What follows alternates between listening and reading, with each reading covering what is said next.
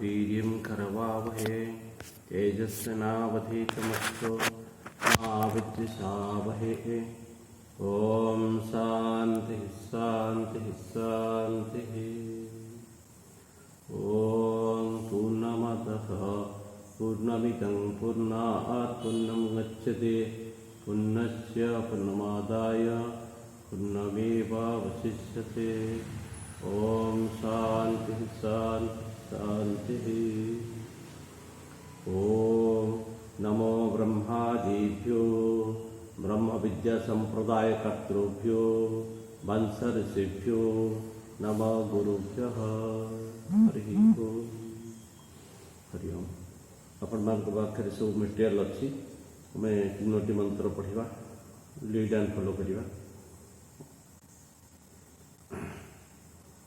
ब्रह्मतं परादात् ब्रह्मतं परादात् यो अन्यत्रात्मनो ब्रह्म वेद यो अन्यत्रात्मनो ब्रह्म वेद क्षत्रं तं परादात् क्षत्रं तं परादात् यो अन्यत्रात्मनो क्षत्रं वेद यो अन्यत्रात्मना क्षत्रं वेद लोकास्तं परादात् लोकास्तं परादात् यो अन्यत्रात्मनो लोकान् वेद यो अन्यत्रात्मनो लोकान् वेद देवास्तं परादुः देवास्तं परादुः यो अन्यत्रात्मनो देवान् वेद यो अन्यत्रात्मनो देवान् वेद भूतानि तं परादुः भूतानि तं परादुः यो अन्यत्रात्मनो भूतानि वेद यो अन्यत्रात्मनो भूतानि वेद सर्वं तं परादात्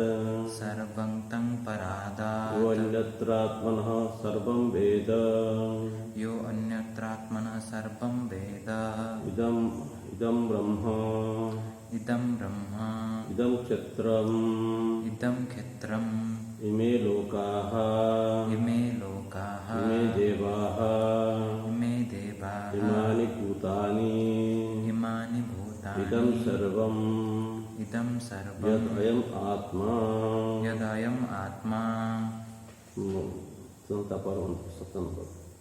स यथा दुन्दुभ्ये हन्यमानस्य स यथा दन्तुभ्ये हन्यमानस्य न बाह्यान् शब्दान् शक्नुयात् न बाह्यान् शब्दान् सक्रुयात् ग्रहणाय दुन्दुभेस्तु ग्रहणेन दुन्दुभेस्तु ग्रहणेन दुन्दुभ्याघातस्य वा दुन्दुभ्याघातस्य वा शब्दो गृहीतः। शब्दो गृहीतः। 8 नंबर मंत्र। स यथा शङ्खस्य स यथा शङ्खस्य घ्मयमानस्य घ्मयमानस्य न बाह्यान् शब्दान् शक्नुयात् न बाह्यान् शब्दान् सक्रुयात् न बाह्यान् शब्दान् शक्नुयात् ग्रहणाय न बाह्यान् शब्दान् सक्रुयात् शङ्खस्य ग्रहणाय तु ग्रहणेन शङ्खस्य तु ग्रहणेन शङ्खघ्मस्य शङ्खघ्नस्य वा शब्दो गृहीतः। वा शब्दो गृहीतः। स यथा वीणाये वाद्यमानाये स यथा वीणाय वाद्यमानाय स यथा वीणाये वाद्यमानाये स यथा वीणाय न वाद्यमानाय बाह्यान् शब्दान् शक्नुयात् न बाह्यान् शब्दान् न सक्रुयात् बाह्यान् शब्दान् शक्नुयात् ग्रहणाय न बाह्यान् शब्दान् सक्रुयात् ग्रहणाय वीणाये तु ग्रहणेन वीणाय तु ग्रहणेन वीणावादस्य वीणावादस्य वा शब्दो गृहीतः वा शब्दो गृहीतः वा शब्दो गृहीतः। वा शब्दो गृहीतः। हरि ओम।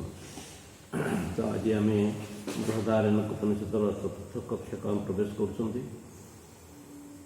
तो आम देखिले माता गार्गी होती कौन ना से कामकामी नुहति अमृतकामी आउ तेणु से अमृतत्व कौन आम बुझा आमर विचार चली अमृतत्व कौन बोले सब लोग चाहती मत किसी दुख न पड़ो दुखर आत्यंतिक निवृत्ति मत जीवन में दुख न आसू आ कौन ना सुख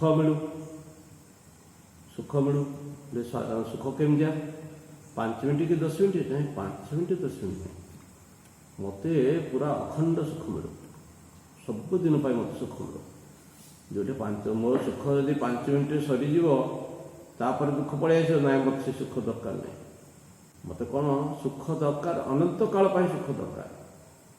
फिर कौन ना सीठी मत कौन मत स्वाधीनता मिलू।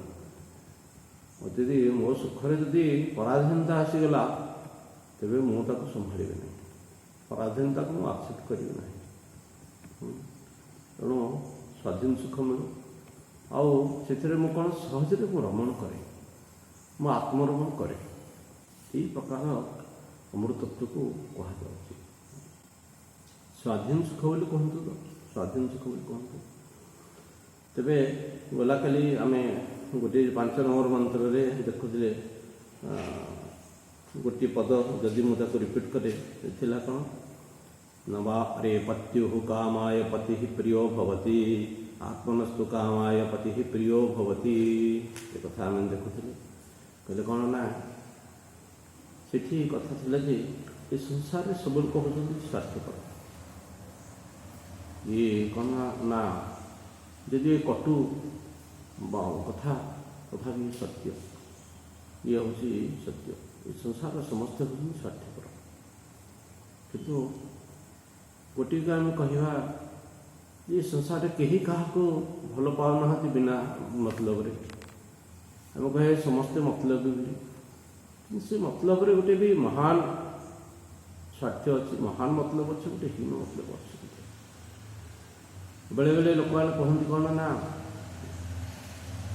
से गोपबंधु बाबू कौन कर पकेले कहले टी ना हम बोली निज पिला कुआडे मरिक पड़ी आ कौन ना जाकि कुआडे बन्यार जा सेवा कर ना हम बोली से काम कर पकेले लोक मैंने कह। आओ थे मुझे शुणिली जो रमादेवी कथा जन को कहूली सी कौन कह बसिले आज्ञा रमादेवी को भल लोकटे थे आज आदि वोमेन्स कॉलेजर कौन फंक्शन हो बड़ लोक कहते सी कौ भल लोकटे थे, सेटा धनी लोक थे, कौ जमी खंडे देते से कौन ना आदि वोमेन्स कॉलेज कहले तुम जेजापा कि तुम बापा देले से कॉलेजटा कले सी कहीं देले आ सब लोग कहीं देले जदि सी देले ना कमाया सी देले तो असुविधा कौन है, से नाम कमाया भी मुझे कहार इच्छा अच्छी कहूँ।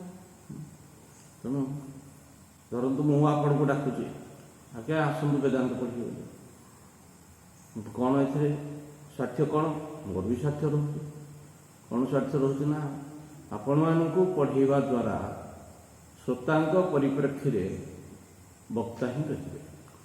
यदि कहीं श्रोता नहांती सावधान भाव में वक्ता भी रही ना। तेणु आपण पढ़ेवा बाहाना मुझे भलक पढ़ी भलक बुझी भलक बुझिले मु विवेकानंद भाया लाभ पाइबी। क्या आम कौन पाइबू आप जी बुझे आप लाभ पाइबे। आज कौन स्वामी विवेकानंद द्वारा ये विश्व मानव समाज कौन उपकार पाऊन किए बेसी उपकार पाइला बोले कहले स्वामी विवेकानंद बेसी उपकार पाइले, गुरुदेव बेसी उपकार पाइले, आम उपकार पाई से बेसी उपकार पाइले। अच्छा यदि जन कह गोटे कौन ना गोटे जीव गोटे मनुष्य गोटे जीव को हत्या कर खाऊ कहले कौन ना आज्ञा आम भक्ष अभक्ष जहाँ आम खाइले किसी अभक्ष खाइले अभक्ष खाइले बोले कौन ना आम ताक भल पाऊँ बोले खाऊ आपण जहाँ को भल पाँच खाऊ आपण प्रिय पाए से जीवटर कौन हो से जीवटी के आम जो काटुंट सी कौन कहूँ बेक देखे दूसरी मत काट बोले सी तो आम पलि जाऊँ आपण मैंने कहीं एक कथा को खराब भावे ना कहवा कथा मैं कहूँ आपण जहाँ मतामत आप करूँ तेरे कना कहले आपणकर आप भिटामिन पाइबे आपण आ कौन कौन पाइबे सब कथा ठीक सी कौन पाइला ताकू आप डेथ सेन्टेन्स देले मृत्युदंड आप तेणु ଏଥିରେ କ'ଣ ନା ଏଇ ନିୟମ କ'ଣ ପୂର୍ଣ୍ଣ ହେଲା କି? ଜଣେ କେହି ଗାନ୍ଧୀ ନାମୀ ହେଇଗଲେ। ଆଜି ମୁଁ ପଞ୍ଚାୟତ ସମିତି ବ୍ଲକ ଅଫିସକୁ ଯାଇଥିଲି। ମୁଁ ଗୋଟେ ଜାଗାରେ ଟିକେ ବସିଥିଲି, ସେଠି କ'ଣ ଗାନ୍ଧୀଙ୍କ ସଚିବ କହିଲେ ଜଣେ ବ୍ୟକ୍ତି ଗୋଟେ ଦିନ ଥିଲା, ସେ ତାଙ୍କର ସର୍ବସ୍ୱ ଦେଶକୁ ଦେଇଦେଇଥିଲେ। ଆଜି ଏ ଦେଶ ସବୁଠି ତାଙ୍କୁ ପ୍ରତିଷ୍ଠିତ କରିଦେଇଛି। ଦେଖନ୍ତୁ, ସବୁ ଗାନ୍ଧୀଙ୍କ ଘର, ଗାନ୍ଧୀଙ୍କ ଷ୍ଟାଚ୍ୟୁ ଅଛି, ଗୋପବନ୍ଧୁ ବାବୁଙ୍କ ଷ୍ଟାଚ୍ୟୁ ଅଛି। ଆପଣଙ୍କ ଘର କି ଆମ ଘର କି ସେ ଅଫିସରମାନଙ୍କ ଘର ନୁହେଁ, ସବୁ ଗାନ୍ଧୀଙ୍କ ଘର, ଗୋପବନ୍ଧୁ ବାବୁଙ୍କ ଘର, ସେ ହିଁ ପୂଜା ପାଉଛନ୍ତି। ତେଣୁ ସିଏ ସେଇଭଳିଆ ସ୍ୱାର୍ଥ କ'ଣ, ସେଇଭଳି ସ୍ୱାର୍ଥ ପାଇଁ ଜଣେ ଚୋର ଚୋରି କରୁଛି। କହିଲେ ଆଜ୍ଞା କ'ଣ ନା ମୋତେ ଭଲ ଲାଗେ, ମୋର ପ୍ରୀତି ପାଇଁ ମୁଁ ଚୋରି କରୁଛି। ତୋର ପ୍ରୀତି ପାଇଁ ତୁ ସିନା ଚୋରି କଲୁ, ଯାହା ଠାରୁ ଚୋରି କଲୁ।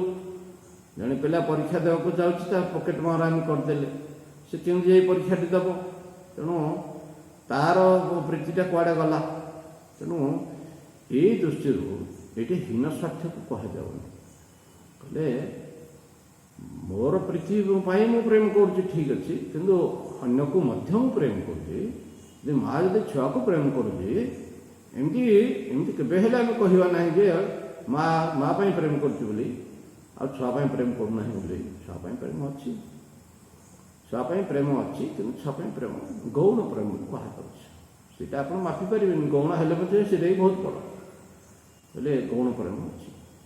ତେଣୁ ଏ କଥାଟିକି ଯଦି ଆମେ ମନୁଷ୍ୟର ବ୍ୟକ୍ତିତ୍ୱର ଯେଉଁ ସତ କଥାଟି ଯଦି ଆମେ ଆକୁ ସ୍ୱୀକାର କରିବା ଏବଂ ତାକୁ ଆମେ ମ୍ୟାନେଜ୍ କରିବା, ତେବେ କ'ଣ ନା ସିଏ ଆମକୁ ସତ୍ୟମ ଶିବମ ସୁନ୍ଦର, ସିଏ ଆମକୁ ଶିବତ୍ୱ ଦେବ, ବହୁ ମଙ୍ଗଳକାରିତ।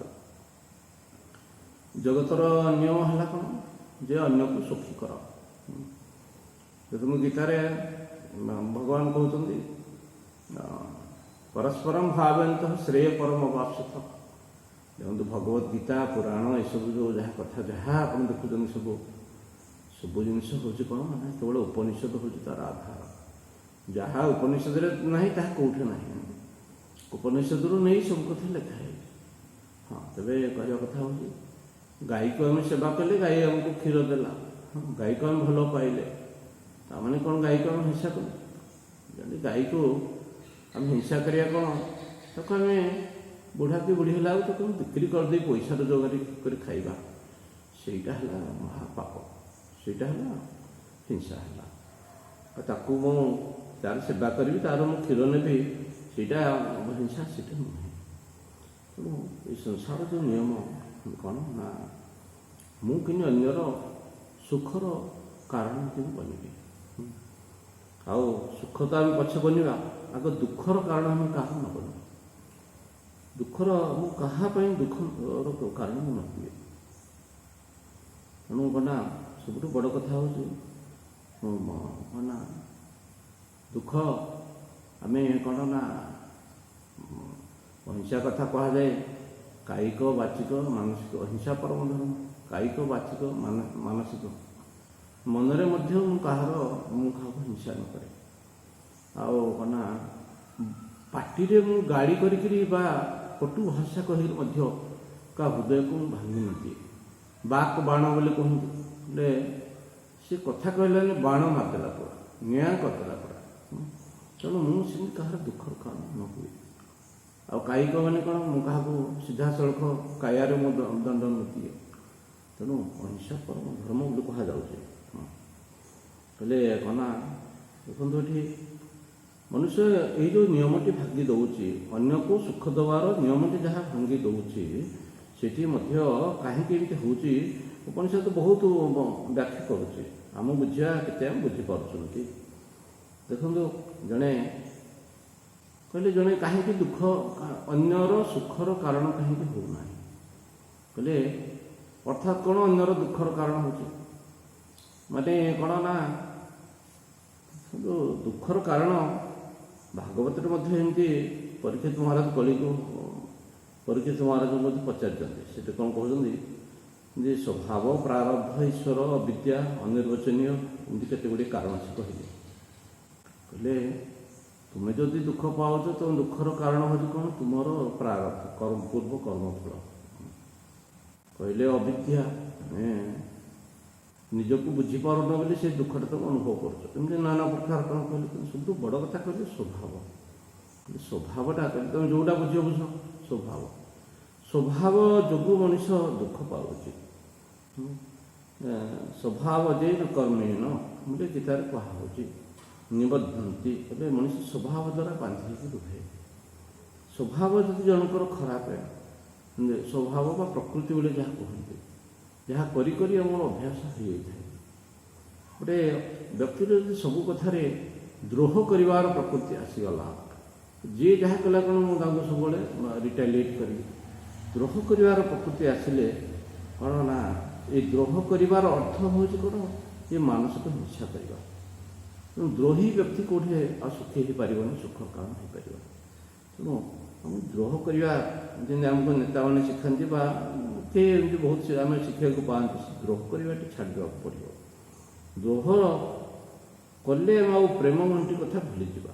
ଯେ ଦ୍ରୋହୀ ହେବ ସେ ଆଉ ସୁଖ ଦେଇପାରିବ ନାହିଁ। ସୁଖ ହେବା ପାଇଁ କ'ଣ, ସନ୍ତ ମିଳନ ସମ ସୁଖ ଯୋଗ ନାହିଁ ବୋଲି କୁହାଯାଏ। ଜଣେ ସନ୍ଥଙ୍କର ମିଳନ ସବୁଠୁ ବଡ଼ ସୁଖଦାୟୀ। କହିଲେ କାହିଁକି ନା, ସେଠି ମନୁଷ୍ୟର ସ୍ୱଭାବ ବଦଳିଯିବ। ଦେଖନ୍ତୁ, ସବୁଠୁ ଆମ ଜୀବନରେ ବଡ଼ କାମ ହେଲା ସ୍ୱଭାବକୁ ସୁଧାରି ନେବା। ଆମେ କରିବା କମେଇବା ସେଇଟା ତ ମେସିନ୍ କରୁଛି, କମାଉଛି, କିନ୍ତୁ ସବୁଠୁ ଭଲ ମଣିଷଟିଏ ଆମେ ହେବା ଆମ ସ୍ୱଭାବକୁ ତାକୁ ସୁଧାରି ନେଇଯିବା, ମଧୁମୟ ସ୍ୱଭାବ କରିନେବା। ହେଲେ କେମିତିଆ ହେବ, ହେଲେ ପାରସ ପରସ ଷଠ ସୁଧ ରହି ସତ ସଙ୍ଗତି ପାଇ। ଲୁହାଟେ ଯଦି ମ୍ୟାଗ୍ନେଟ କଣ୍ଟାକ୍ଟ ଆସିବ, ସେ ମ୍ୟାଗ୍ନେଟାଇଜ୍ ହେଇଯିବ। ଷଠ ସୁଧ ରହି ସତ ସଙ୍ଗତି ପାଇ, ବୋଲେ ଯେ ଦୁଷ୍ଟ ସେ ମଧ୍ୟ ଯଦି ସତ୍ସଙ୍ଗ ସତ ଲୋକର ସଙ୍ଗରେ ଆସିବ, ନାରଦ ଭଳିଆ ମହାତ୍ମା ଯଦି ମିଳନ୍ତି, ରତ୍ନାକର ଭଳିଆ ଆଦର୍ଶକୁ ମଧ୍ୟ ବଦଳେଇ ଦେଇପାରନ୍ତି। କ'ଣ ଷଠ ସୁଧରେ ସତ ସଙ୍ଗତି ପାଇ, ହେଲେ କ'ଣ ନା, କେବଳ ମଣିଷକୁ ସୁଧରେଇବାର ଗୋଟିଏ କଥା ରହିଲା, ତାକୁ ସତ୍ସଙ୍ଗ ଦେବା। ତେଣୁ ସେଥିପାଇଁ ତ ଭଗବାନ କହିଲେ ଆଧ୍ୟାତ୍ମ ବିଜ୍ଞାନ। ଅନେକ ଲୋକ ବୁଝିପାରନ୍ତି ନାହିଁ, ଏଇଟା ବସିକରି ଖାଲି କେତେ ଲୋକଙ୍କର କର୍ମକାଣ୍ଡୀ ଲୋକମାନଙ୍କର ବିଚାର ମଧ୍ୟ ଏଇଆ ଯେ ଯେଉଁ ସନ୍ନ୍ୟାସୀ ଯେଉଁ ଗୁଡ଼ାଏ ଲୋକ ଗୁଡ଼ା ରହିଲେ, ଏଇଗୁଡ଼ା ହେଲେ ସମାଜର ସବୁଠୁ ଅନୱାଣ୍ଟେଡ୍ ଲୋକ। ଏଇମାନେ କ'ଣ ନା, କେବଳ ଖାଲି କୁହନ୍ତି ଆମେ ଖାଲି କାମ କରୁ। ଏ କଥା ଆଜି ଆପଣ କହୁଛନ୍ତି ନାହିଁ, ଏ କଥା ଅନାଦି କାଳରୁ ଏମିତି ଚାଲି ଆସୁଥିଲା। ଆମେ ସବୁ କାମ କରିବା ଗଲେ ଏଗୁଡ଼ା ସବୁ ଠକ ଗୁଡ଼ାକ, ଏଗୁଡ଼ାକ କ'ଣ ନା, ମାନେ ହେଉଛନ୍ତି ଅଳସୁଆ ଲୋକ ଗୁଡ଼ା। ଅଳସୁଆ ଲୋକ ଗୁଡ଼ା ବୋଲି ସେମାନେ ବସିକିରି କାମ କରୁଛନ୍ତି। କିନ୍ତୁ ଆମେ କହୁଛେ ଯଦି ସନ୍ଥ ନ ରହିବେ, ଶାସ୍ତ୍ର ନ ରହିବ, ଏ ସୃଷ୍ଟି ଜଳିଯିବ। ସେଇ କଥାଟାକୁ ସେମାନେ ଦେଖିପାରନ୍ତି ନାହିଁ। ସେଇ କଥାଟା ଆମେ ଦେଖୁଛୁ। ତେବେ କ'ଣ କହିବା କଥା, ହଁ, ଏଠି ସେ ଯେଉଁ ପ୍ରୀତି ହେଲା, ପ୍ରେମ ଭାବ ହେଲା, ଆପଣ ପୁଅକୁ ଭଲ ପାଉଛନ୍ତି, ପୁଅକୁ ଭଲ ପାଉଛନ୍ତି, ସ୍ତ୍ରୀକୁ ଭଲ ପାଉଛନ୍ତି, ଘରକୁ ଭଲ ପାଉଛନ୍ତି, ସାଙ୍ଗକୁ ଭଲ ପାଉଛନ୍ତି, ଆପଣଙ୍କର କେତେ ଜିନିଷକୁ ଭଲ ପାଉଛନ୍ତି। କ'ଣ ଆପଣ ଭଲ ପାଉନାହାନ୍ତି ବୋଲି କହିବା, ଭଲ ପାଉଛନ୍ତି, କିନ୍ତୁ ତାର ଗୋଟେ କାରଣ ରହୁଛି କ'ଣ ନା, ସେଇ ଭଲ ପଛରେ ରହିଲା କ'ଣ, ମୋର ହିତ ମଧ୍ୟ ସାଧନ ଅଛି, ମୋତେ ମଧ୍ୟ ସୁଖ ମିଳୁଛି। ତେଣୁ ଆପଣ ଯେତେ ଖରାପ ଲୋକ ହେଲେ ମଧ୍ୟ ଆପଣଙ୍କର ଯେ ହିତର ସାଧନ ହେଉଛି, ଯେ ସୁଖର ସାଧନ ହେଉଛି ଆପଣଙ୍କ ଭିତରେ, ତା ପ୍ରତି ପ୍ରେମଭାବ ଆସିବ। ମହାନିଷ୍ଠୁର ଦସ୍ୟୁ ଲୋକ ହେଲେ ମଧ୍ୟ ତା ହୃଦୟରେ ମଧ୍ୟ ତା ପ୍ରତି ଯାହାର ଯିଏ ସୁଖ ଦେଉଛି ତାକୁ ସେ ଭଲ ପାଇବ। ଏବଂ ଅତି ଭଲ ଲୋକ ବୋଲି ଆପଣ ଯାହାକୁ କହୁଛନ୍ତି, ଯଦି ତା ଦୁଃଖର କେହି କାରଣ ହେବ, ତେବେ ସେ ତାକୁ ଆଦୌ ଭଲ ପାଇପାରିବ ନାହିଁ। କେବଳ ଜଷ୍ଟ ମ୍ୟାନେଜ୍ କରି ନେଇଯିବ, କିନ୍ତୁ ତାକୁ ସେ ଭଲ ପାଇପାରିବ ନାହିଁ। ଏଇଟା ହେଉଛି ନିଶ୍ଚିତ ଭାବରେ ସତ୍ୟ କଥା। ତେଣୁ ହଁ, ବଡ଼ କଥା ରହିଲା, ତେବେ ସୁଖ ପାଇଁ ଆମେ ଯେଉଁ କାଙ୍ଗାଳ ହେଇ ବୁଲିଲେ, ଇଏ ସୁଖର ଅସଲି ସ୍ରୋତଟା କ'ଣ? ସେଇଟା ଏକ ସ୍ୱାଧୀନ ସୁଖ ଗୋଟେ ଅଛି। ଗୌଣୀ ପ୍ରୀତିରେ ଆମେ ଅନ୍ୟ ଜିନିଷକୁ ଇଏ କରୁଛନ୍ତି। ସେ କେବଳ ସାଧନ ନିମିତ୍ତ ତାକୁ ନେଇ ଆମେ ସୁଖ ପାଉଛନ୍ତି। ସୁଖର ମୀମାଂସା ତୈତ୍ତିରୀୟ ଉପନିଷଦରେ ଆହୁରି ବହୁତ ବଢ଼ିଆ ଭାବରେ ମଧ୍ୟ ହେଇଛି। ହେଲେ କ'ଣ କି ବୋଲେ ପ୍ରକୃତରେ ସେ ଆନନ୍ଦଟା ଆମର ଭିତରୁ ବାହାରୁଛି, ସୁଖଟା ଆମର ଭିତରୁ ବାହାରୁଛି। କିନ୍ତୁ ପୁଅ ଟିକେ ଦେଖିଲେ ଗୋଟେ ଅନୁକୂଳ ବୃତ୍ତି ଆସିବା ଦ୍ୱାରା ବାପା ମାଆଙ୍କୁ ଭଲଟି ଲାଗୁଛି। ପୁଅ ଦେଖିବାଟା ଗୋଟେ ନିମିତ୍ତ ହେଉଛି, କିନ୍ତୁ ଆନନ୍ଦ ପ୍ରକୃତରେ ଆମର ଭିତରେ ଅଛି। ତେବେ ସେ ସ୍ୱାଧୀନ ଆନନ୍ଦକୁ ଆମେ କାହିଁକି ତାର ଖୋଜ ନ କରିବା? ସବୁବେଳେ ପରାଧୀନ ଆନନ୍ଦ କାହିଁକି ଆମେ ଖୋଜିବା? ଲୌକିକ ସ୍ତରରେ ଆମେ କହିଲେ ମୁଁ ସବୁବେଳେ ଅନ୍ୟର ହିତର କାରଣ, ମୋ ଜୀବନରେ ମୁଁ ସବୁବେଳେ ଅନ୍ୟକୁ ସୁଖ ଦେବା ପାଇଁ ଏଇଟା ମୋର ସାଧନ ରହୁ, ଏଇଟା ମୋର ବ୍ରତ ରହୁ। ହେଲେ କ'ଣ ସୁଖ ଆପେ ଆପେ ଆମକୁ ପଳେଇ ଆସିବ? କହିବାକୁ ନାହିଁ। ଯେଉଁମାନେ ଏ ନିୟମ ଉଲ୍ଲଙ୍ଘନ କଲେ ଯେ ମୁଁ ଅନ୍ୟର ସୁଖର କାରଣ ହେବି ନାହିଁ, କ'ଣ ନା ଏଇ ସମଗ୍ର ଦୁନିଆ ତାକୁ ମାରିଦେବ। ତେଣୁ ନିଶ୍ଚିତ ଭାବରେ ମୁଁ ସୁଖ ଦେଲେ ସଂସାରରେ ମୋତେ ବହୁତ ସୁଖ ମିଳିବ, ମୁଁ ସମସ୍ତଙ୍କୁ ମଧ୍ୟ ଭଲ ମିଳିବ। ସେଇଟା ହେଲା ତାର ବ୍ୟବହାରିକ ଜିନିଷ। ଏଠି ବଡ଼ କଥା କୁହାଗଲା ଯେ ସ୍ୱାଧୀନ ଆଉ ଅନନ୍ତ ସୁଖର ସ୍ରୋତଟି କ'ଣ? ସେଠି କହନ୍ତି କ'ଣ ନା ସେଇଠି ଆପଣଙ୍କ ଭିତରେ, ଏଇ ଯେଉଁ ଆତ୍ମନସ୍ତୁ କାମାୟ ବୋଲି କୁହାଯାଉଛି, ଏଠି କ'ଣ ଆପଣଙ୍କ ଭିତରେ ସେ ସୁଖଟି ଅଛି।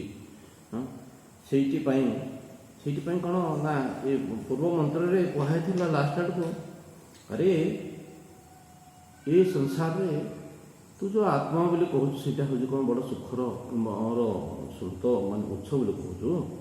ଆତ୍ମା ବା ଅରେ ଦ୍ରଷ୍ଟବ୍ୟ, ହେ ଭିତରେ ଏ ସଂସାର ସବୁଠୁ ଗୋଟେ ବଡ଼ ଜିନିଷ ଦେଖିବାର ଅଛି, ସେଇଟା ହେଉଛି ଆତ୍ମା। ଆତ୍ମା ବା ଅରେ ଦ୍ରଷ୍ଟବ୍ୟ ଶ୍ରୋତବ୍ୟ ମନ୍ତବ୍ୟ ନିତ୍ୟାସିତବ୍ୟ କହିଲେ ଏ ସଂସାର ଦେଖିବା ଜିନିଷ ହେଉଛି ଆତ୍ମା। କହିଲେ ଆଜ୍ଞା ଆତ୍ମାକୁ ଦେଖିବା କେମିତି? ଆଖିରେ ପରା ଆପଣ କହୁଛନ୍ତି ଦେଖାନି, ବାଙ୍ଗ ମାନସ ଗୋଚର ଚକ୍ଷୁଷା ନ ପଶ୍ୟତି, ଏମିତି କହୁଥିଲେ ଆପଣ। କହିଲେ ଦେଖିବା କେମିତି ସେ ଆତ୍ମସତ୍ତାକୁ? କହିଲେ ଆତ୍ମସତ୍ତାକୁ ଦେଖିବା ପାଇଁ କହିଲେ କ'ଣ ନା ସାଧନା କ'ଣ ନା ଦେଖିବା ପାଇଁ ଶ୍ରୋତବ୍ୟ ମନ୍ତବ୍ୟ ନିଧ୍ୟାସିତବ୍ୟ। କହିଲେ ସାଧନା କ'ଣ ନା ଶୁଣିବା। କହିଲେ ଆତ୍ମା ବିଷୟରେ ଆମେ ଶୁଣିବା। କହିଲେ ଆଜ୍ଞା ମୁଁ ତ ବହୁତ ଗୁଡ଼ିଏ ଶୁଣିଲେଣି, ମୋତେ କିଛି ଜ୍ଞାନ ହେଇନି, ମୋତେ କିଛି ଲାଭ ହେଇନି। କହିଲେ ଆପଣ ଖାଇଲେ ଆପଣଙ୍କ ଭୋକ ମିଟିବ। ଯଦି ଆପଣ କୁହାହେଲା ଯେ ଖାଇଲେ ଆପଣଙ୍କ ଭୋକ ମିଟିବ, ହେଲେ ଆଜ୍ଞା ମୁଁ ତ ରୁଟି ଗୋଟେ ଖାଇଲି, ଆଜ୍ଞା ମୋ ଭୋକ ମିଟିଲା ନାହିଁ। ଆରେ ଗୋଟେ ଖାଇଲୁ ଭୋକ ମିଟିଲାନି, ଆଉ ଗୋଟେ ଖା, ଆଉ ଗୋଟେ ଖା, ଆଉ ଗୋଟେ ଖା, କେତେବେଳେ ତ ଭୋକ ମିଟିଯିବ। କହିଲେ କ'ଣ ମୁଁ ଆଜ୍ଞା ଶୁଣିଲିଣି, ଏତେ କାଳ ହେଲା ଶୁଣିଲିଣି, ସେ ବ୍ରହ୍ମ ସାକ୍ଷାତକାର ମୋତେ ହଉନି, ମୁଁ ତ ମହାପୁରୁଷ ପାଇଁ ବନୁନା। କହିଲେ ଆଉ ଯେବେ ତୁ ବୁଝିଯିବ ତୋର ସ୍ୱରୂପଟା କ'ଣ, ତୁ ହଉଛୁ କ'ଣ ଅଦ୍ୱିତୀୟ ସତ୍ତା ଗୋଟେ। ଆତ୍ମା ହେଉଛି ଅଦ୍ୱିତୀୟ ସତ୍ତା, ଆତ୍ମା ବ୍ୟତୀତ ଅନ୍ୟ ସତ୍ତା କିଛି ନାହିଁ। ଯେହେତୁ ସେ ଅଦ୍ୱିତୀୟ, ସେ ହେଉଛି ବୃହତ୍, ତାର ନାଁ ବ୍ରହ୍ମ କୁହାଯାଉଛି, ଏବଂ ସେ ହେଉଛି ସୁଖର ଗନ୍ତାଘର। ଯଦି ଏଇ କଥାଟି ଆମେ ବୁଝିଯିବା, ଏବଂ ସେ ହେଉଛି ଅମର ଅମୃତ ସବୁ କଥା, ତେବେ କ'ଣ ମୋ କାମ ବନିଯିବ? ହଁ, ବନିବା ପାଇଁ କେତେ କାଳ ମୁଁ ଶ୍ରବଣ କରିବି? କହିଲେ ଆଜ୍ଞା ଆଉ କ'ଣ କରିଦେଲେ ହେବନି, ଟିକେ ଧ୍ୟାନ କରିଦେଲେ ହେବନି? ଦେଖନ୍ତୁ ଉପନିଷଦରେ ଲେଖା ହେଇନି, ଆପଣମାନେ ଯଦି ନିଜେ ନିଜେ କରିବେ କ'ଣ କରିବେ ହେଲେ କ'ଣ ହେବ? କହିଲେ ଆଜ୍ଞା ମୁଁ ଖାଲି ଧ୍ୟାନ କରିଦେଲେ ହେବନି, ମେଡ଼ିଟେସନ୍ କରିଦେଲେ? କହିଲେ ମୋଟେ ହେବନି। ଆତ୍ମା ବାରେ ସ୍ୱତବ୍ୟ। ଆଜ୍ଞା ବୁଦ୍ଧଦେବ ପ୍ରାୟ ଧ୍ୟାନ କରିକି ତାଙ୍କୁ ଭଗବତ ପ୍ରାପ୍ତି ହେଇଗଲା? ନାଇଁ, ସେଗୁଡ଼ିଏ କଥାର ମନନ କଲେ, ଶୁଣିଥିବା ପୂର୍ବ ଜନ୍ମର ସଂସ୍କାର ଥିଲା, ଅନେକ ଗୁଡ଼ିଏ କଥା ଶୁଣୁଥିଲେ। ସେ ଶୁଣିଥିବା କଥା ଗୁଡ଼ିକ କହିଲେ ଆତ୍ମା ବାରେ ଶ୍ରୋତବ୍ୟ ମନ୍ତବ୍ୟ। କହିଲେ ଆଜ୍ଞା ମନନ କରିବା ମାନେ କ'ଣ? କହିଲେ ଆମେ ଶୁଣିଲେ, ଆରେ ତୁ ଏ ହାଡ଼ ମାଂସର ଗୋଟେ ପିଣ୍ଡୁଳା ନୁହଁ, ତୁ କ'ଣ ଏଇ ପିଣ୍ଡୁଳାଠୁ ଆଉ ଗୋଟେ ଅଲଗା ଜିନିଷ। ତୁ ଜୀବ ନୁହେଁ, ତୁ ହେଉଛି ଶିବ। ତୁ ସୀମିତ ନୁହଁ, ତୁ ହେଉଛି ଅସୀମ। ତୁ ଅଜ୍ଞାନ, ତୁ ଜଡ଼ ନୁହଁ, ତୁ ହେଉଛି ଜ୍ଞାନ ସ୍ୱରୂପ। ଏଇ ଯେଉଁ ଚେତନ ଆତ୍ମାଟି ଅଛି ସେଇଠି ହେଉଛି ତୁ। ଏଗୁଡ଼ା ମୁଁ ଶୁଣୁଛି ଏବଂ ବିଚାର କଲେ, ଲଜିକରେ ପଚାରିଲେ ମଧ୍ୟ ମୁଁ ବାଧ୍ୟରେ ହଁ ହାଁ କରୁଛି। କିନ୍ତୁ ଆଜ୍ଞା କ୍ଲାସ୍ ସରିଲା, ତାପରେ ଗୋଟେ ଇଞ୍ଜେକ୍ସନ୍ ନେଲା, ମୁଁ କହୁଛି ଆଜ୍ଞା ମୁଁ ଆଜ୍ଞା ରାମକୁ ଦାମ, ମୋତେ ଆଜ୍ଞା ଗୋଟେ କଷ୍ଟ ହେଉଛି, ଆଉ ଆଜ୍ଞା ମୁଁ ମରିଯିବି ବୋଲି ମୋ ଭୟ ହେଉଛି, ସବୁ ପ୍ରକାର ଭୟ ହେଉଛି। ହେଲେ କ'ଣ ନା ଆମର ଏଇ ଯେଉଁ ଦେହ ଭାବଟି ଅନାଦି କାଳରୁ ଏ ଅଭ୍ୟାସ ହେଇଯାଇଛି। ମୋ ଦେହ ମୁଁ ସୀମିତ ବ୍ୟକ୍ତି, ସୀମିତ ବ୍ୟକ୍ତି। ଏଇ ଯେଉଁ ବିପରୀତ ଜିନିଷ, ତାକୁ କ'ଣ ନିତ୍ୟାସନ କରିବାକୁ ପଡ଼ିବ। କହିଲେ ଶ୍ରୋତବ୍ୟ ମନ୍ତବ୍ୟ ନିଧିଧ୍ୟାସିତ। ହେଲେ ମନ୍ତବ୍ୟଟା ଫେର କ'ଣ ମାନେ ମନନ ବୋଲି କହିଲେ କ'ଣ? ମୁଁ ମନୀଷା ପଞ୍ଚକମ ବୋଲି ଆମେ ଗୋଟେ ଗ୍ରନ୍ଥ ପଢ଼ିଥିଲେ, ମନୀଷା ପଞ୍ଚକମ। ହେଲେ ମନନ କରିବା ମାନେ କ'ଣ? ଶୁଣିଥିବା କଥାକୁ ଆମେ ଚିନ୍ତନ କରିବା, ତାକୁ ଆମେ ରିଜନିଂ ଦେଇ ଯେ ହାଉ କ୍ୟାନ୍ ଇଟ୍ ପସିବୁଲ୍ ସେ କଥା ଆମେ ବୁଝିବା, ତାକୁ କୁହନ୍ତି ମନନ ବୋଲି। ଶୁଣିଥିବା କଥାକୁ ଆମେ ରିଜନିଂ ଦେଇକରି ଆମେ ତାକୁ ଅଣ୍ଡରଷ୍ଟାଣ୍ଡ କରିବା, ମନନ କୁହାହେଉଛି। କହିଲେ ମନନ ପାଇଁ ମଣିଷ କ'ଣ ଦରକାର? ତା ପୂର୍ବରୁ ଶ୍ରବଣ କରିଥିବା ଦରକାର, ଆଚାର୍ଯ୍ୟ ମୁଖରୁ ସେ ଶ୍ରବଣ କରିଥିବା ଦରକାର, ଆଉ ଶାସ୍ତ୍ରରୁ ଶ୍ରବଣ କରିଥିବା ଦରକାର। ଶ୍ରବଣ କରିଥିବ ଏବଂ କ'ଣ ତା ମନରେ ବହିର୍ମୁଖତା ନଥିବ, ସତ୍ୱଗୁଣର ପ୍ରଧାନ ଥିବ ଏବଂ ଗଣା କିଛି ତାକୁ ଆତ୍ମଜ୍ଞାନ ସମ୍ବନ୍ଧୀୟ କିଛି ଜ୍ଞାନ କିଛି ଥିବ, ସେ ତା ଉପରେ ଚିନ୍ତନ କରିବ ଏଇଟା କେମିତି ହେଲା ମନନ। ତେଣୁ ଦେଖନ୍ତୁ କ'ଣ ମନୀଷା ପଞ୍ଚକମରେ ମନୀଷା ବୋଲି କହୁଥିଲେ। ମନୀଷା କ'ଣ କହିଲେ? ମନନ କରିବାର ସାମର୍ଥ୍ୟ ଯାହାର ଅଛି ତାକୁ ମନୀଷା ବୋଲି କୁହନ୍ତି। ନାଇଁ, ମନନ କରିବାର ସାମର୍ଥ୍ୟକୁ ମନୀଷା ବୋଲି କୁହନ୍ତି। ଯିଏ ମନନ କରିବାରେ ସ୍ୱତନ୍ତ୍ର, ଯେଉଁ ବ୍ୟକ୍ତି ଘଣ୍ଟା ଘଣ୍ଟା ଦିନ ଦିନ ଧରିକିରି ଗୋଟିଏ ଜିନିଷ ଉପରେ ମନନ କରିପାରିବେ, ଆପଣ ତାକୁ ଗୋଟେ ସାଇଣ୍ଟିଫିକ୍ ମାଇଣ୍ଡ ବୋଲି କୁହନ୍ତୁ, ଏଇଟା ଗୋଟେ ସ୍ପିରିଚୁଆଲ୍ ସାଇଣ୍ଟିଫିକ୍ ମାଇଣ୍ଡ ବୋଲି କହିବା, ସେଇଟା ଗୋଟେ କ'ଣ ଆପଣ ଗୋଟେ ସେକୁଲାର ସାଇଣ୍ଟିଫିକ୍ ମାଇଣ୍ଡ ବୋଲି କହିବା। ଯେ ଦିନ ଦିନ ଧରି ଗୋଟିଏ ବିଷୟ ଉପରେ ଚିନ୍ତନ କରିପାରିବ, ସେ ଜଣେ ମନୀଷୀ ବୋଲି ଆମେ କହିବା। ମନନ କରିବାର ସାମର୍ଥ୍ୟ ଯାହାର ଅଛି, ସ୍ୱତନ୍ତ୍ରତା ଯାହାର ଅଛି, ତାକୁ ମନୀଷା ବୋଲି କୁହାଯାଏ। ଏବଂ ସେ ମନନର ଯାହା ନିଷ୍ପତ୍ତି ହେଲା ତାକୁ ମଧ୍ୟ ମନୀଷା ବୋଲି କୁହନ୍ତି। ଯେମିତି ଆପଣ ପଢ଼ିଥିଲେ ମନୀଷା ପଞ୍ଚକମ, 5ଟି ସିଦ୍ଧାନ୍ତ। ସେଇ ମନନଶୀଳ ବ୍ୟକ୍ତି ଯେଉଁ ସିଦ୍ଧାନ୍ତ ଦେଲେ ତାକୁ ମନୀଷା ବୋଲି ମଧ୍ୟ କୁହନ୍ତି। ହେଲେ ହଁ, ମନନ କରିବା ପାଇଁ ମଣିଷ ପାଖରେ ସେମିତି ସାତ୍ଵିକ ଶରୀର ମନ ଥିବା ଦରକାର, ଠିକ୍ ଜ୍ଞାନ ଶୁଣିଥିବା ଦରକାର ଏବଂ ବୁଝିବାର ଇଚ୍ଛା ଥିବା ଦରକାର, ସେ ମନନ କରିପାରିବ। ଶ୍ରବଣ ମନନ। ଫେର ନିଧିଧ୍ୟାସନ ମାନେ କ'ଣ? ହେଲେ ଆପଣ ଯେଉଁ କଥାଟି ବୁଝିଲେ ସେଇ କଥାରେ ଆପଣ ଧ୍ୟାନ ସ୍ଥିତିରେ ରହିବେ। କହିଲେ ଆଜ୍ଞା ହୃଦୟରେ ଧ୍ୟାନ କରିବା ନା ନାଭିରେ କଲେ ନାହିଁ, ସେଗୁଡ଼ାକ ଧ୍ୟାନ କେବଳ କନସେନ୍ଟ୍ରେସନ୍ ପାଇଁ। ଆପଣ ବୁଝିଲେ ଯେ କ'ଣ ନା ଏ ଦେହକୁ ଯିଏ ସଷ୍ଟେନ୍ କରୁଛି ସେଇ ଯେଉଁ ଜୀବନ ତତ୍ତ୍ୱ, ସେ ହେଉଛି ବ୍ରହ୍ମ, ସେ ହେଉଛି ଅନନ୍ତ। ସେଇ ସ୍ଥିତିରେ ଆପଣ ଦୀର୍ଘକାଳ ପାଇଁ ସମାନ ବୃତ୍ତିରେ ରହିବେ। ନିଧିଧ୍ୟାସନ ବୋଲି କହିଲେ କ'ଣ? ନିଶ୍ଚୟନ ଧ୍ୟାସନ। କହିଲେ ନିଶ୍ଚୟନ ଧ୍ୟାତବ୍ୟ ବୋଲି କୁହାହେଉଛି। କହିଲେ ନିଶ୍ଚିତ ଭାବରେ ତାକୁ ଧ୍ୟାନ କରିବା ଦରକାର ବୋଲି। କହିଲେ ନିରନ୍ତରେଣ ସଜାତୀୟ ପ୍ରତ୍ୟୟ ପ୍ରବାହ ନୈରନ୍ତରେଣ, ଦୀର୍ଘକାଳ ଧରି ସେଇ ସ୍ଥିତିରେ ଆପଣ ରହିଲେ ଯେ ବିପରୀତ ଭାବନା ଆମର ଦୂର ହେବ। ଜୀବଭାବକୁ ଆମେ ଏଡ଼ି ଦେଇ ଆମେ କ'ଣ ନା ଆତ୍ମଭାବକୁ ଆମେ ସେଇ ପହଞ୍ଚି ପାରିବା। ତେଣୁ ସେ କଥା ସେ କହିଲେ, ତାର ସାଧନା କଥା କହିଲେ। ଆମେ ତା ପର ମନ୍ତ୍ରଟି ଟିକେ ପଢ଼ିକି ଦେଖିବା। ବ୍ରହ୍ମାତମ ପରାଦାତ୍ ୟନ୍ୟତ୍ରାତ୍ମନୋ ବ୍ରହ୍ମ ବେଦ, ନକ୍ଷତ୍ରତମ ପରାଦାତ୍ ୟନ୍ୟତ୍ର आत्मनो क्षेत्रं वेद, लोकातं परादात् योऽन्यत्रात्मनो लोकान् वेद, देवास्तं परादुः योऽन्यत्र आत्मनो नो वेद, भूतानि तं परादुः यो अन्यत्रात्मनो भूतानि वेद, सर्वं तं परादात् यो अन्यत्रात्मनो सर्वं वेद, इदं ब्रह्म इदं क्षत्रम् इमे लोकाः इमे देवाः इमानि भूतानि इदं सर्वं यत् अयम् आत्मा। कहले ये गोटे कथा कहुच्छे कौन ये कहुच्छे जे अद्वैत स्थिति हूँ परम कल्याणकारी सुखदायी। जोठे द्वैत जोठे भेदभाव रहा से दुख रहा। अद्वैत ही सुख, द्वैत त्रैत नानाविध ये भाव कौन दुखदायी। तेणु कौन कहले ये ऋषि कहले ब्रह्मतम परादात। कहले ब्रह्म बोले ये से सच्चिदानंद ब्रह्म कथा कह ब्रह्म मैंने ब्राह्मण कहे। कहले ब्राह्मण ताको पराभूत करदे माने ताको हरईदेवे नष्ट करदे मारिदेवे। ब्रह्मतम परादात यो अन्यत्र आत्मनो ब्रह्म वेद। कहले जे आत्मा ठारू ବ୍ରାହ୍ମଣ को जी अलगा बोली भाव अर्थात ଆପଣ କଣ କଣ କି ଆପଣ ନା ଆପଣଙ୍କ ଠାରୁ ବ୍ରାହ୍ମଣ ଯଦି ଭିନ୍ନ ବୋଲି ଆପଣ ଭାବିଲେ କେତେ ଭାବରେ ଆପଣ କଲେ ମୁଁ ଗୋଟେ ଅଲଗା ସେ ଗୋଟେ ଅଲଗା ଅଲଗା ଭାବ ଭେଦ ଭାବ ଆଣିଲେ କ'ଣ କହିଲେ ସିଏ ଯାହାକୁ ଆପଣ ଆପଣଙ୍କ ଠାରୁ ଭେଦ କଲେ ପରାୟାପଣ ଆପଣ ଯେଉଁଠି ଦେଖିଲେ ସିଏ ଆପଣଙ୍କୁ ମାରିଦେବ ସେ ଆପଣଙ୍କୁ ଦୂର କରିଦେବ ଆପଣଙ୍କୁ ନଷ୍ଟ କରିଦେବ ହେଲେ ମାରି ନ ପାରିଲେ ମଧ୍ୟ ଆପଣଙ୍କୁ ନଷ୍ଟ କରିବାକୁ ଚେଷ୍ଟା କରିବ କ୍ଷତ୍ରତମ ପରାଦାତ ଅନ୍ୟତ୍ରାତ୍ମନ କ୍ଷତ୍ରଂ ବେଦ ହେଲେ କ୍ଷତ୍ରିୟ ଯିଏକି ଆମକୁ ରକ୍ଷା କରନ୍ତି ସିଏ ଯଦି ଆମେ ତାଙ୍କୁ ପର ବୋଲି ଭାବିବା ଆର୍ମି ଲୋକଙ୍କୁ ଯଦି ଆମେ ପର ବୋଲି ଭାବିବା ସେ ଆର୍ମି ଲୋକ ଆମକୁ ମାରିଦେବେ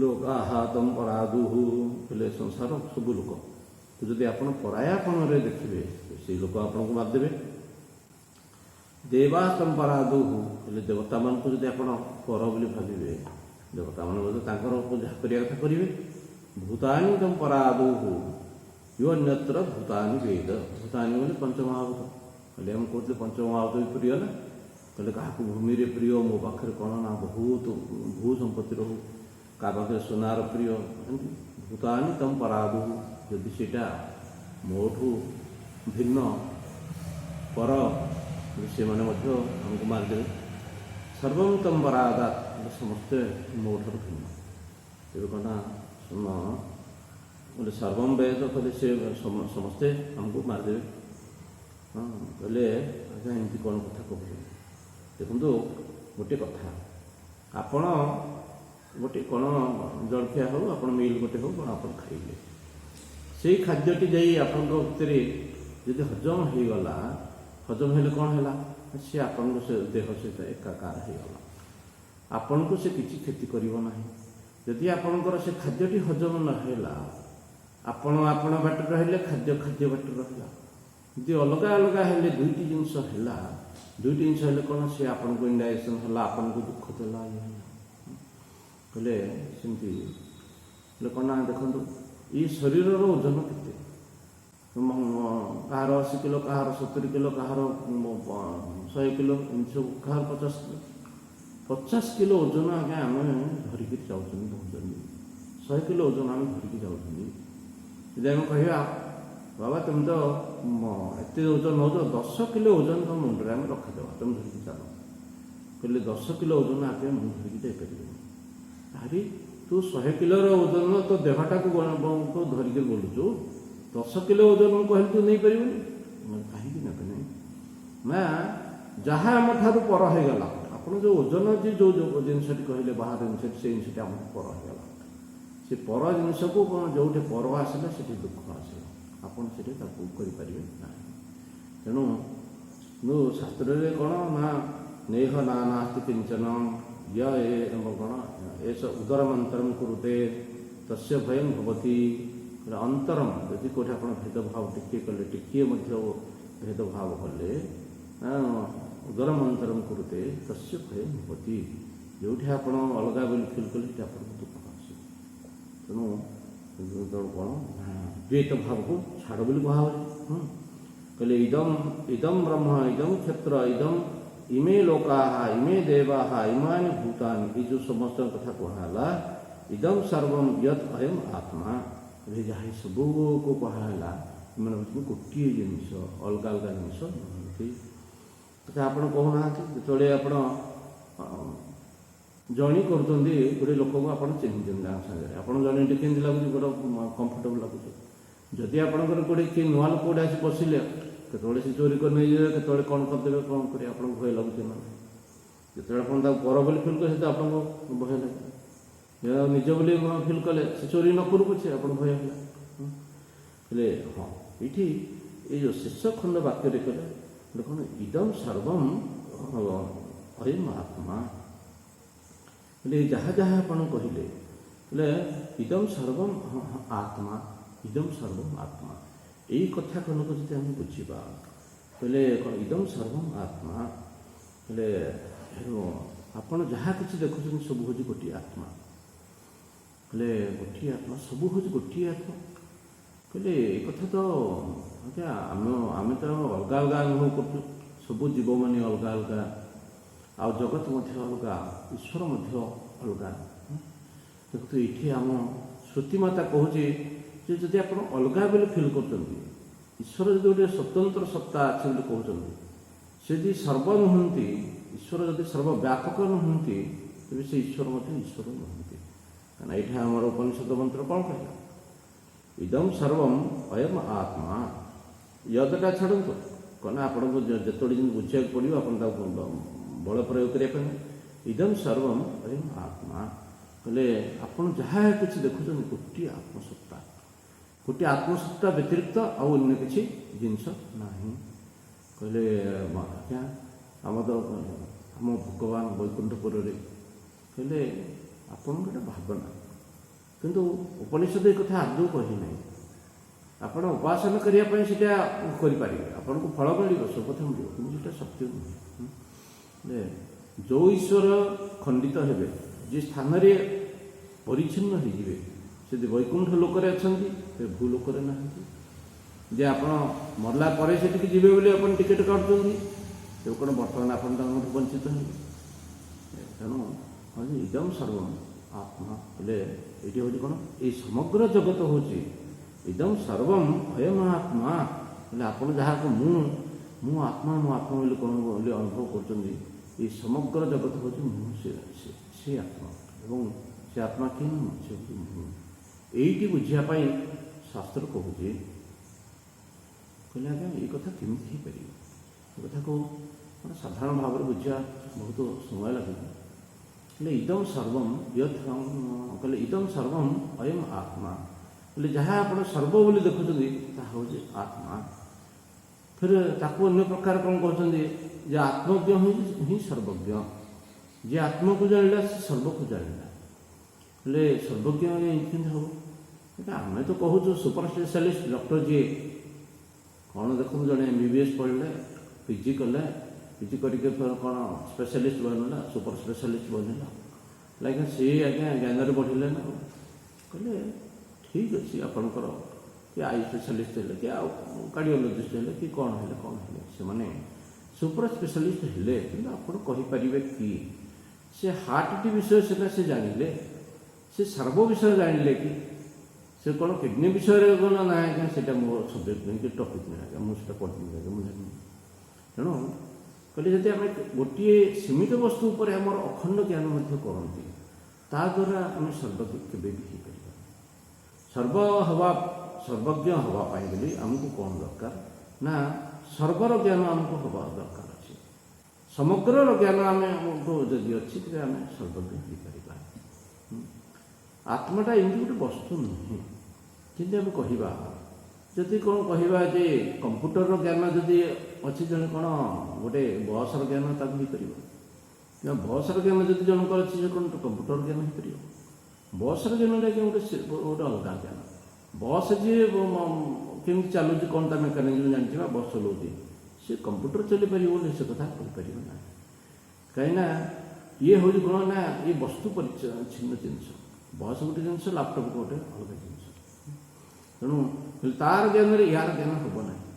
କିନ୍ତୁ କ'ଣ ଏଇଠି କୁହାହେଉଛି ଯେ ସର୍ବର ଜ୍ଞାନ, ଆତ୍ମାର ଜ୍ଞାନ ହେଇଗଲେ ଜଣେ ସମସ୍ତଙ୍କୁ ଜ୍ଞାନ ହେଇଯିବ, ସେ ସର୍ବଜ୍ଞ ହେଇଯିବ।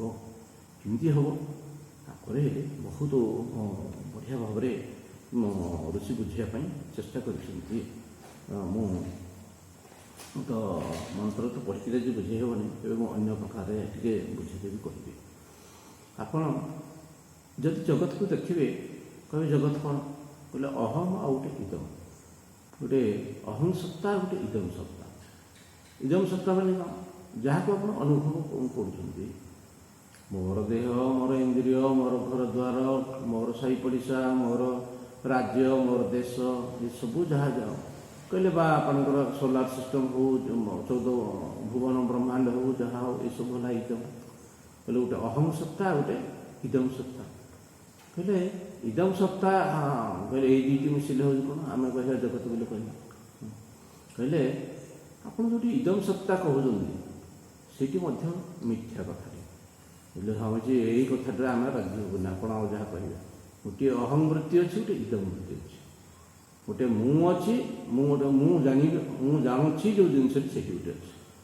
प्रथमे धरत मोर जब शोई पड़ता मो सामने लैपटॉप अच्छे तो आपण मैंने शुणु जापर ना तेणु प्रथम कौन मुझी एवं आपण मैंने आपण मैंने अच्छा इदम वृत्ति मुझी है अहम वृत्ति जो इदम वृत्ति हूँ इदम इदम आकार वृत्ति हूँ से कौन अहम वृत्ति को आश्रित कर जो अहम ना से इदम ना तेणु कहले कौन ना अहम और इदम ये दुईटा जिन मिसिकी तो जगत तेणु कह इदमटा आज्ञा मिथ्या बोली कह आज्ञा इदमटा तीन मिथ्या हम कहले गोटे कथा आप देखो गोटे रज्जु गोटे पड़ी मैंने पाइप की दौड़ी गोटे पड़ी अनेक समय आप भावती सापटा बोली मुझे बहुत समय कना जेहतु आश्रम गोटे रिमोट जगार अच्छी केतल कि देखिले पाइप खंडे पड़े साप भड़ी देखा जापर देखला पाखक जा देखला कि ना गोटे पाइपटे पड़े हाँ तेरे आपण देखिले आपण आखिरे देखिले मनरे विचार कले कौन गोटे जिनस देखिले पाए जो आगे साप देखुले आउटे गला मन आप पाइप कि मुझे कौन बोली कहली अल्प लाइट पड़ता कौन से साप भाई देखा कहले पाइप देखिले साप देखिले तेणु दुईटा कथार निश्चित भाव में गोटे सत्य आ गोटे मिथ्या जब दुईटा तो सत्य हो पार सत्य तो केवल गोटे हम हाँ तो आज्ञा तीन टा कि पांचटा कले सत्य केवल गोटे हम गोटे व्यतिरिक्त आप आउ जहाँ देखिए से गुड़क सब मिथ्या हम तेणु कहले मो सामने लैपटॉप अच्छी लैपटॉप जी अच्छी जो कौन प्रथम मुझी जाकि लैपटॉप अच्छी मुझे ना बोली मुझे करी लैपटॉप को सत्ता किए दब लैपटॉप अच्छे किए कह किए जान तेणु आ लैपटॉप टी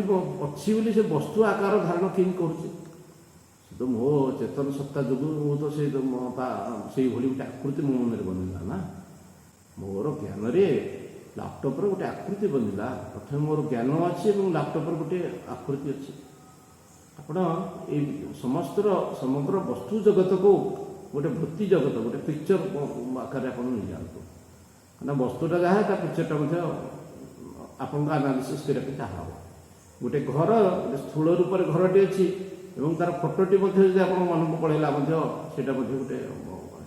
घर है जदि कहे गोटे अहम सत्ता गोटे इदम सत्ता अच्छी कहले सेटा आगे आप सर्प कहते रज्जु कहले टे शोधन कलापर आप रज्जु बोली कहले तेणु जो दुईटा तो देखा दुईटा जिनस तो ना केवल गोटे जिनस अच्छी कहले आपण विश्व ब्रह्मांड में आप जो पर्यंत कौन कौन अच्छी बोली कहते आप से अच्छीटा कि आप कहते आइदर किए जानी थिला लिखी बोली आप जानते और आपण निजे जानते बोली कहते बा अच्छी बोली आप कहते मैंने कौन ना आप किसी अनुमान होपण कौन गोटे आप पाई बोली कहते डिस्कवर करी कहते ये जगत में जहाँ कि अच्छी जो आपण मन पहुँची पार ना से जिनस कि ना जगत में जहाँ कि आप अच्छी बोली कहते सब कौन ना ताको किए सत्ता दौर मोर मन सत्ता दौर महाकाश को आप देखिपुं आप महाकाश कौट देखा आकाश तो मन में देखा कौन यदि महाकाश आप देखुं महाकाश अच्छी ना आपण मनर मनर वृत्ति अच्छी यदि आप कहे प्रकृति में महाकाश ना क्या आकाश आकाश जो सब कथा आप आकाश को उड़े देते कहले आकाश नहीं आकाशर प्रकृति में वास्तव कौन मन गोटे जिनस अच्छी आकाश ना ये परवर्ती जो केतोटी स्टांजा दिखाई बड़े सुंदर भाव में तीन प्रकार शब्द कथा कहुई गोटे दुंदुभी वाद्य बोली कहुच्छे आप तबला कि मृदंग भाया गोटे साउंड गोटे टाइपर साउंड गोटे शंख दिखाई आ कौन साउंड दिखाई ये तीन प्रकार साउंड को नहीं बुझाई कौन ब्रह्मटा कौन जिनसटा केमी सब प्रकार साउंड आसी कौटू आसी जमी साउंड कथा कहला सीटा आप ब्रह्मर अनुभव करेंगे कौन गोटे सप्ताह कौन गोटे सप्ताह आम समस्ते एक्चुअली से सप्ताह को आम ये बुझापी तीन उदाहरण दिखाई ଏବଂ କ'ଣ ଗୋଟେ ସେ ସତ୍ତା ଅଛି ଯେଉଁଠିକି ଆମେ ଯାଇକି ସବୁ ସରିଲା ପରେ ଆମେ ସେଠି ଲୀନ ହେବା, ସେଇଠି ବ୍ରହ୍ମ ବୋଲି କୁହାହେଉଛି। କହିଲେ ମୈତ୍ରେୟୀ, ସେଇଠି ଜାଣିଲା ପରେ ତୁମେ ସର୍ବଜ୍ଞ ହେଇଯିବ, ତୁମେ ଅମୃତ ସ୍ୱରୂପ ହେଇଯିବ, ତୁମେ ସୁଖ ସ୍ୱରୂପ ହେଇଯିବ। ଆମେ କାଲିକି ତାକୁ ଦେଖିବା। ଆପଣଙ୍କୁ ଧନ୍ୟବାଦ।